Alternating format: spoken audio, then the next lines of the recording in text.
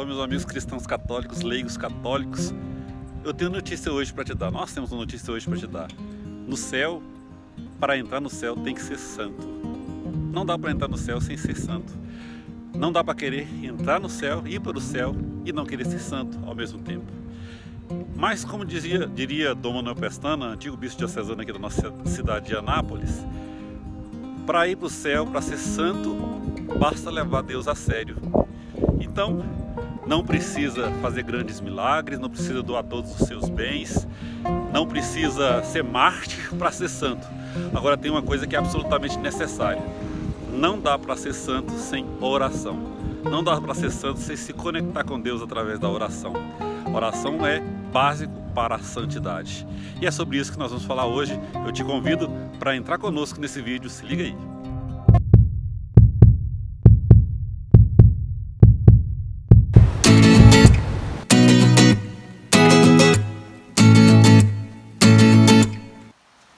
Em nome do Pai, do Filho e do Espírito Santo. Amém. Deus Santo, Deus forte, Deus imortal, tende piedade de nós e do mundo inteiro. Santa Faustina Kowalska, rogai por nós. Vamos lá para o nosso segundo vídeo, do nosso canal Leigitude, segunda semana. Então hoje nós vamos estar falando sobre a oração, a importância da oração na vida de um cristão. A atitude de orar. Orar é como se fosse para a nossa alma o respirar, o alimentar, comer. Então, o descansar, Então, a oração para nós é tudo. Exatamente isso, a oração para nós é tudo. Para nós cristãos, para nós povo de Deus, a oração é tudo. Mas ela precisa ter as disposições internas certas. Se a oração for feita de qualquer maneira e sem as disposições internas, ela não vai ter fruto. E nós precisamos que a nossa oração seja frutuosa. Então a oração precisa ter principalmente essas três disposições que a igreja nos coloca: a humildade, a confiança e a perseverança. Um exemplo da humildade, como deve ser a nossa oração.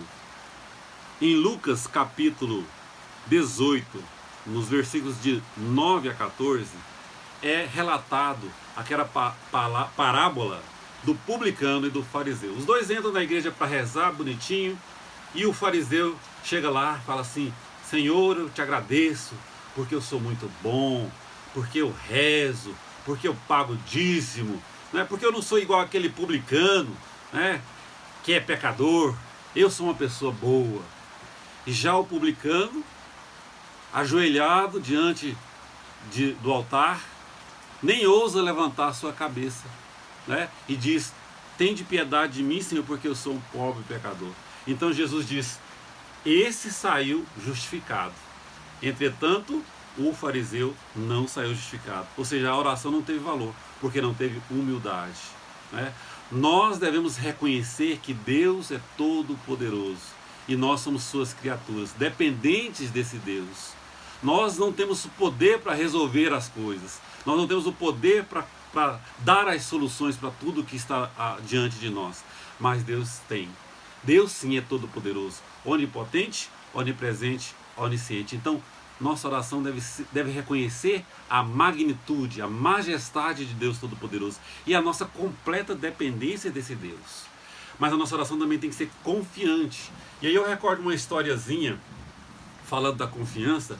Diz que uma pessoa estava caminhando e caiu num precipício muito profundo. E nessa queda ela conseguiu segurar numa raiz bem fina, mas que ainda estava suportando o seu peso. Mas suportou por um tempo e começou a fraquejar, a raiz começou a ceder. E essa pessoa entrou em desespero e suplicou a bondade de Deus: Senhor Jesus, tem piedade de mim, Senhor Jesus, me salva. E de repente ela teve uma visão do Senhor Jesus. E nessa visão ele dizia assim: você confia em mim? Meu filho, você confia em mim? E ele disse: sim, Senhor, eu confio. Aí Jesus disse: então solta a mão. Solta dessa raiz. Confia realmente em mim. Eu vou te salvar. Então a confiança é isso. É esse abandono em Deus. Você se sentir realmente dependente de Deus, confiar somente em Deus e não naquela raizinha, naquela coisa humana que ainda te sustenta.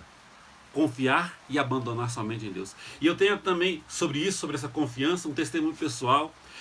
Nessa situação recente que a gente vive, de pandemia, de doença, de fechamento das igrejas, de não recebimento dos sacramentos, de restrição das liberdades individuais, do trabalhador não poder trabalhar e não poder sustentar a sua família, as pessoas estarem obrigatoriamente isoladas, fechadas em casa, com restrição da sua liberdade.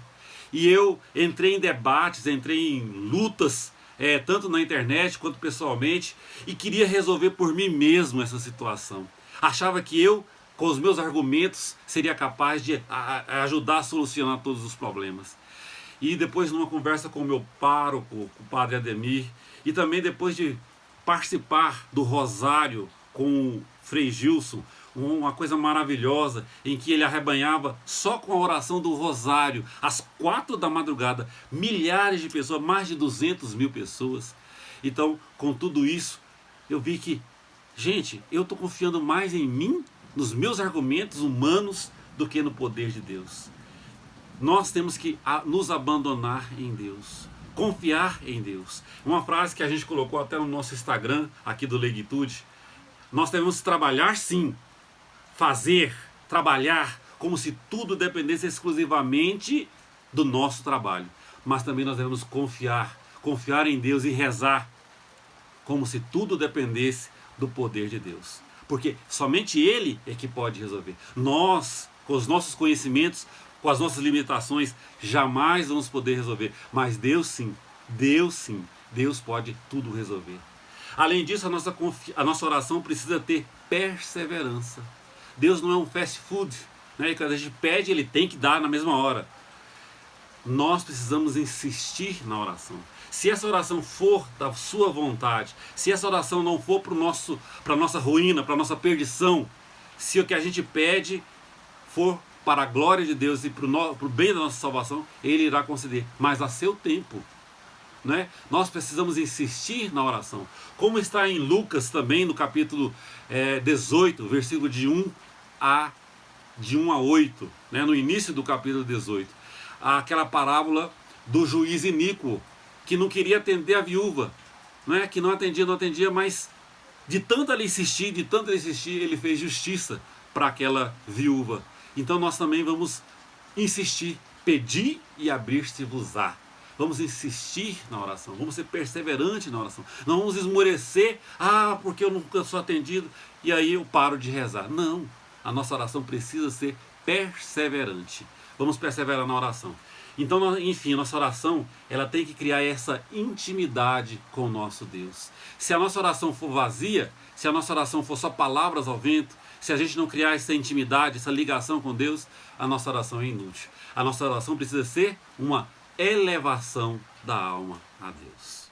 Eu aprendi, fiz um pequeno texto, né, para mim poder estar falando com vocês.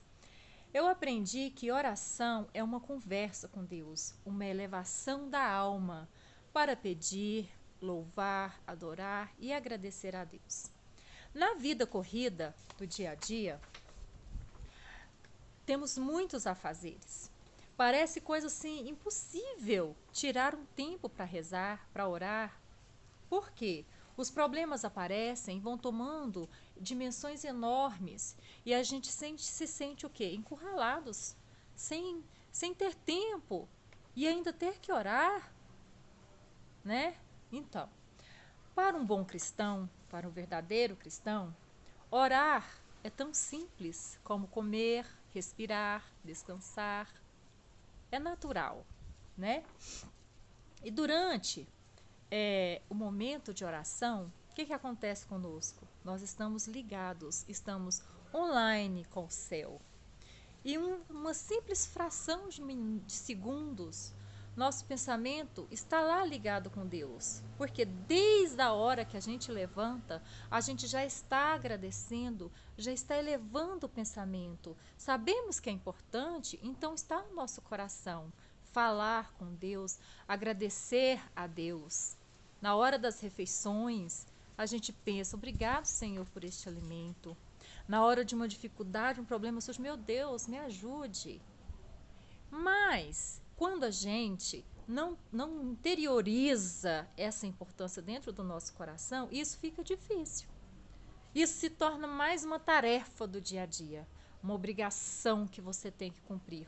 Como aquele trabalho que você tem, mas que você não gosta, porque não está na sua vocação. Então, se torna difícil. Mas quando a gente interioriza isso dentro do nosso coração, que é importante, que é vital, então fica simples. Né? Nós temos várias dicas de como podemos estar colocando a oração na nossa vida. Né? Eu mesmo, como mãe de 6 filhos e casada, tenho que cuidar da casa, tenho que trabalhar, fazer vídeos para os meus alunos, corrigir tarefa. Então, cadê o meu tempo de oração? Eu tenho que fazer isso.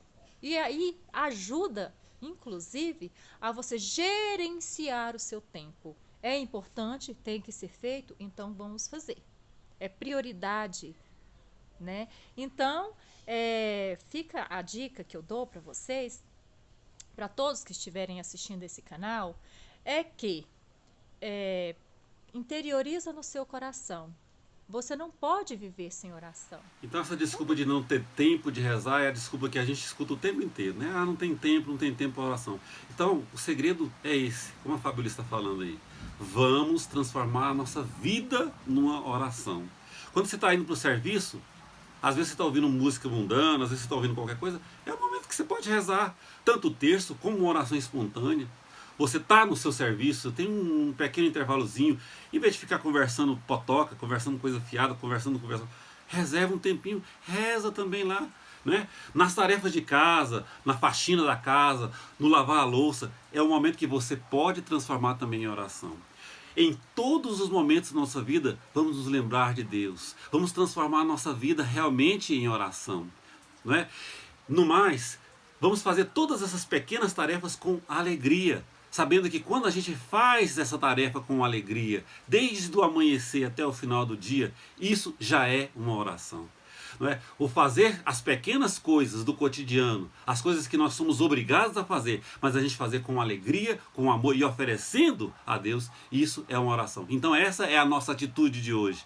Essa é a nossa atitude de sempre, transformar a nossa vida em oração.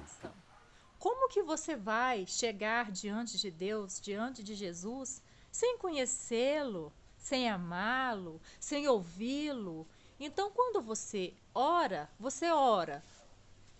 ouvindo, você ora olhando, você ora agindo, né? Eu lembro uma vez, eu estava morando com meu tio Ronson na casa da minha avó e a gente estava fazendo uma tarefa manual. E meu tio Ronson pegou e falou assim, vamos rezar o terço? Eu falei assim, como que a gente vai rezar o terço se a gente está com a mão nessa tarefa aqui? E aí ele falou assim, a gente pode rezar sem estar com o terço na mão.